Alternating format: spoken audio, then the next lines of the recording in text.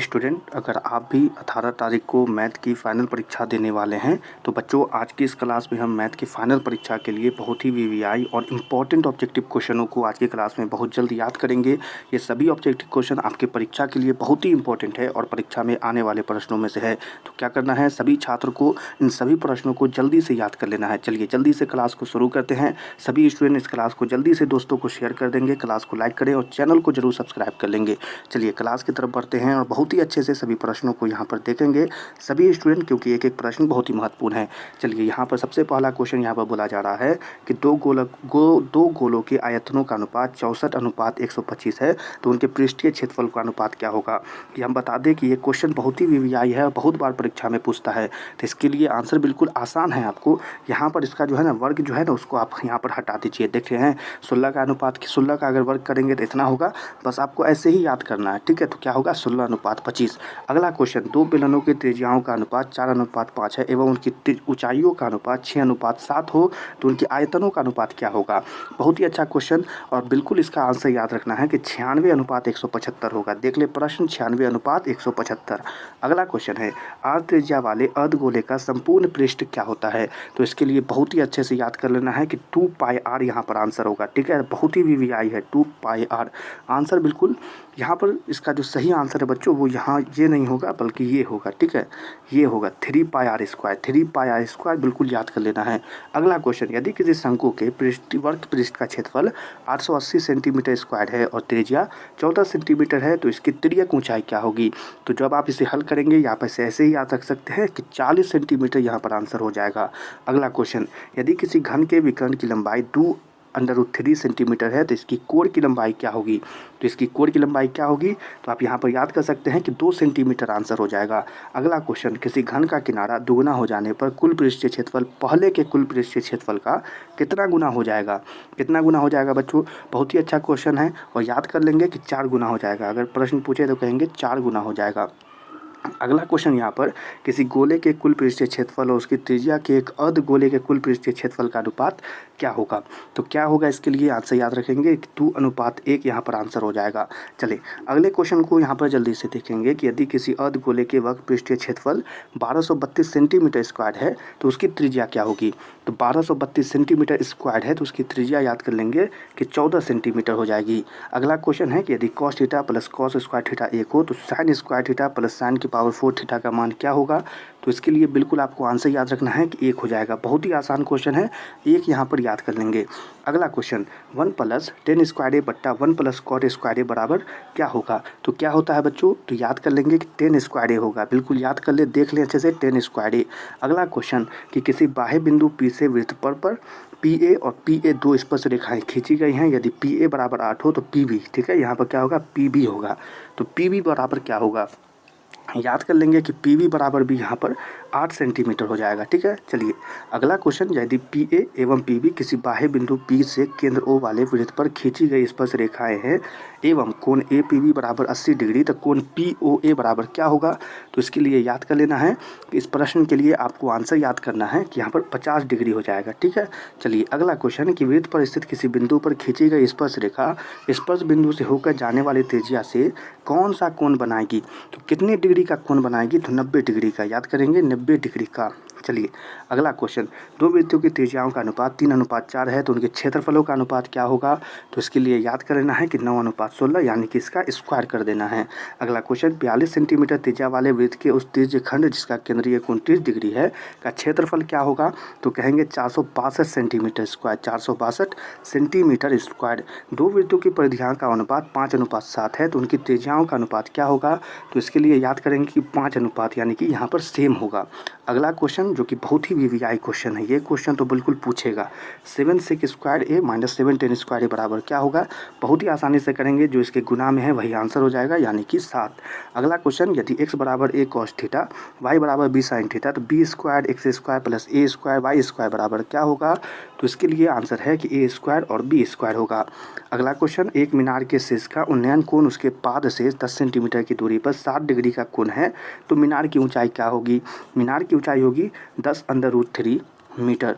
एक पतंग पृथ्वी से 30 मीटर की ऊंचाई पर है, उसकी डोर पृथ्वी से 60 डिग्री का कोण बनाती है, तो डोर की लंबाई क्या होगी। तो 20√3 मीटर। चले, निम्नलिखित में से किस द्विघात बहुपद के शून्यक 3 एवं -10 होंगे? हल करने वाला प्रश्न है, पर आप याद रख सकते हैं कि x² + 7x - 30। निम्नलिखित में किस द्विघात बहुपद के शून्यक 3 एवं -10 होंगे? वही प्रश्न है, बस आपको याद रखना है x² + 7x - 30। यदि किसी द्विघात बहुपद के शून्यकों का योगफल 3 एवं उनके गुणनफल -2 हो तो वह द्विघात बहुपद कौन होगा? ये भी हल करने वाला प्रश्न है, पर आप याद रख सकते हैं कि x² - 3x - 2। यदि p ऑफ x बराबर x⁴ - 2x³ + 7x² - 4x + 30 qx बराबर x + 2 से भाग दिया जाता है तो भागफल का घात क्या होगा? बहुत ही वीवीआई क्वेश्चन है, आंसर बिल्कुल याद करना है कि 3 हो जाएगा। अगले क्वेश्चन को देखेंगे, x + 2y + 3 = 0, 3x + 6y + 9 = 0 के कितने हल होंगे? तो आपको यहाँ पर हल पूछा जा रहा है तो आप कहेंगे कि अनगिनत हल यहाँ पर आपको देखने को मिलेगा। दो रैखिक समीकरणों के लेखा क्षेत्र यदि समांतर हो तो हलों की संख्या क्या होगी? बहुत ही वीवीआई क्वेश्चन, बिल्कुल याद कर लीजिएगा इसको। आंसर है इनमें से कोई नहीं। चलें अगले क्वेश्चन को यहाँ पर देखेंगे, रैखिक समीकरण युग्म 5x - 4y + 8 = 0 एवं 7x + 6y - 9 = 0 है। ये क्या है यहाँ पर? तो कहेंगे कि यहाँ पर असंगत है। वीवीआई क्वेश्चन भी है। यदि द्विघात समीकरण 3x² - 5x + 2 = 0 मूल अल्फा एवं बीटा हो तो α² + β² का मान क्या होगा? तो 13/9 यहाँ पर आंसर होगा। यदि द्विघात समीकरण 2x² - 7x - p = 0 का एक मूल तो हो तो p का मान क्या होगा? तो p का मान अगर यहाँ पर देखेंगे तो आपको दिखेगा कि -6 यहाँ पर आंसर हो जाएगा। अगले क्वेश्चन की तरफ बढ़ेंगे। अगला क्वेश्चन, यदि द्विघात समीकरण 2x² - x - 6y -6 बराबर 0 एक मूल -3/2 है तो इसका दूसरा मूल क्या होगा? तो दूसरे मूल के लिए याद रखेंगे कि 2 हो जाएगा। द्विघात समीकरण 2x² - 6x + 3 = 0 के मूलों की प्रकृति क्या होगी? तो आप यहाँ पर इसके लिए आंसर कहेंगे कि वास्तविक एवं समान होगी। अगले क्वेश्चन की तरफ बढ़ेंगे। वर्ग अंतरालों 2 - 5 5 - 8 8 से 11 के वर्गों की लंबाई क्या होगी? तो इसके लिए आंसर है कि 3 होगी। यदि 4 लगातार विषम संख्याओं का माध्य 6 है तो सबसे बड़ी संख्या क्या होगी? आंसर कहेंगे कि 9 होगी। प्रथम 6 समप्राकृतिक संख्याओं का माध्य क्या होगा? तो आपको याद कर लेना है कि 7 हो जाएगा। 1 + cot² थीटा बराबर क्या होता है? तो cosec² थीटा, जो कि बहुत ही वीवीआई क्वेश्चन भी है और याद करना है। अगला क्वेश्चन है यहाँ पर कि 8 7 9 3 9 5 4 5 7 5 का बहुलक क्या होगा?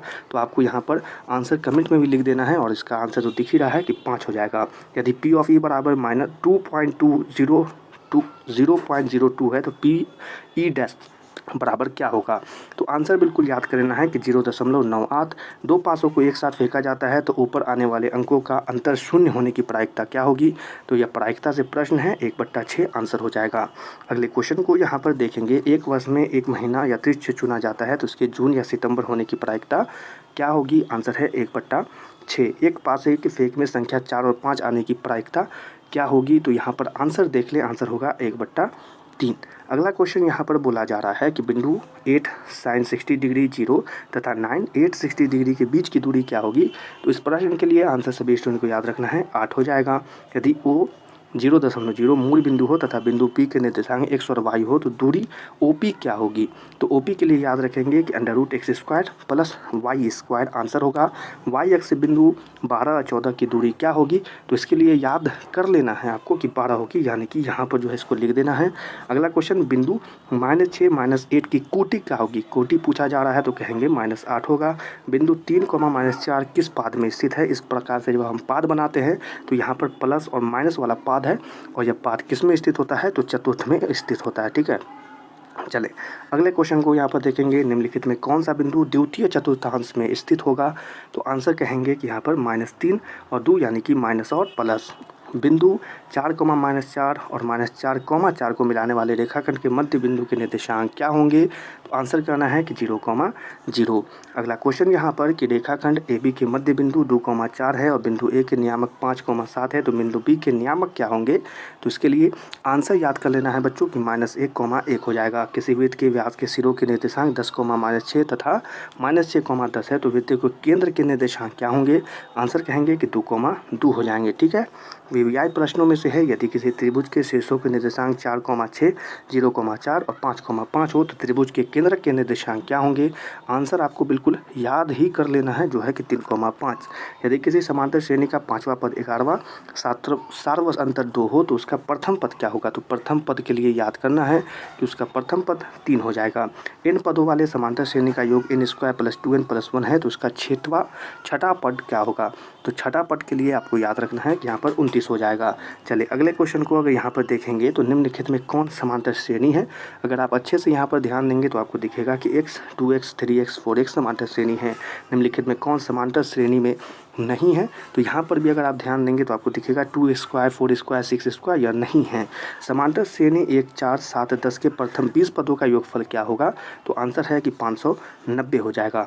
ओके स्टूडेंट, तो अभी के क्लास में जो भी वीवीआई क्वेश्चन आपको पढ़ाए हैं इसे याद कर लेंगे। इसके और भी क्वेश्चन आपको अगली क्लास में बहुत जल्द पढ़ाए जाएंगे। तो सभी छात्र सभी प्रश्नों को बहुत ही अच्छे से याद करेंगे अपने परीक्षा से पहले, तो याद कर ही लीजिएगा, ठीक है। चलिए सभी छात्रों से मिलेंगे अगले नए प्रश्नों के साथ, तब तक के लिए अच्छे से पढ़ाई करते रहिए।